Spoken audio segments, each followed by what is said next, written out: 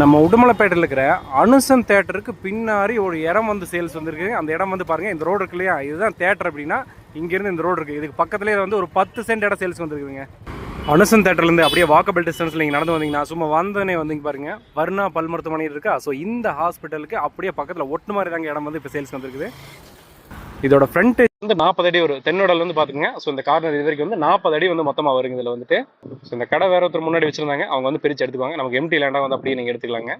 இதில் கிழமையில் வந்து வடக்கு வந்து 107 அடி வரும், இதே தெற்க சைடு வந்து 102 வரும். ஸோ ஜலமோல வந்து இழுத்த மாதிரி சைட்டுங்க இது வந்துட்டு. பக்கத்தில் வாணி மகால் இருக்குது பார்த்தீங்களா, இதுக்கு ஆப்போசிட்டில் வரும். ஸோ இவ்வளோ எக்ஸ்ப்ளனேஷன் நான் கொடுக்க வேண்டிய தேவையில்லைன்னு நினைக்கிறேன். ஏன்னா உடுமலைப்பேட்டைக்காரங்களாம் இந்த இடத்த சொன்னாலே எங்கேன்னு தெரிஞ்சுக்குவீங்க நீங்கள்.